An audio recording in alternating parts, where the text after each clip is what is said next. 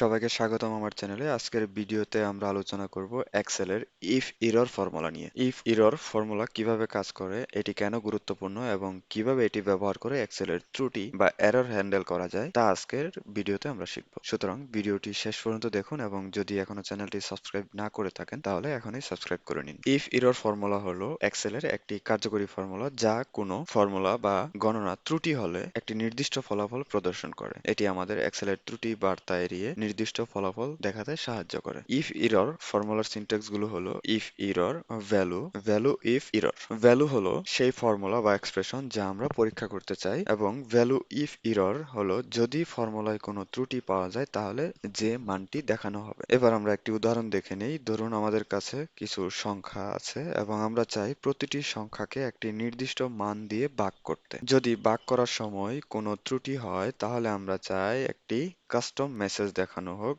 যেমন error in calculation. আমরা চাই যদি ডিভাইজার 0 হয় এবং এর ফলে ত্রুটি দেখায় তাহলে এরর ইন ক্যালকুলেশন দেখানো হবে। এই কাজটি করার জন্য আমরা ইফ এরর ফর্মুলাটি ব্যবহার করব। আমরা চাই যদি ডিভাইজার 0 হয় এবং এর ফলে ত্রুটি দেখা দেয় তাহলে এরর ইন ক্যালকুলেশন দেখাবে। Error in calculation. এখন এই কাজটি করার জন্য আমরা ইফ এরর ফর্মুলাটি ব্যবহার করব। সেক্ষেত্রে ইফ এরর প্রথমে A2 সেল সিলেক্ট করব, ভাগ V2 cell, comma, double quotation, error in calculation, bracket close, enter. এখন আমাদের প্রথম সেলের C2 সেলে কোনো এরর নেই। সেক্ষেত্রে আমরা যদি এই ফর্মুলাটি ড্র্যাগ করে নিচের দিকে ছেড়ে দিই সেক্ষেত্রে আমাদের কাঙ্ক্ষিত ফলাফলটি বের হয়ে আসবে ইফ এরর ফর্মুলা ব্যবহার করে। আমরা ইফ এরর ফর্মুলা ব্যবহার করে বাস্তব জীবনে অনেক সমস্যার সমাধান করতে পারি। উদাহরণস্বরূপ আপনি যদি কোনো ডেটা সেট থেকে ডেটা টানেন এবং সেখানে কোনো ভুল ডাটা থাকে তাহলে ইফ এরর ফর্মুলা ব্যবহার করে আপনি ত্রুটি মেসেজ এড়িয়ে নির্দিষ্ট মান দেখাতে পারেন, যেমন ডেটা নট অ্যাভেলেবল বা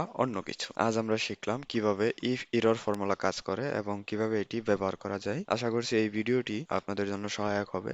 যদি ভিডিওটি ভালো লেগে থাকে তাহলে একটি লাইক দিন, কমেন্টে আপনার মতামত জানান এবং অবশ্যই চ্যানেলটি সাবস্ক্রাইব করতে ভুলবেন না। নতুন নতুন এক্সেল টিউটোরিয়াল পেতে সাথেই থাকুন। ধন্যবাদ।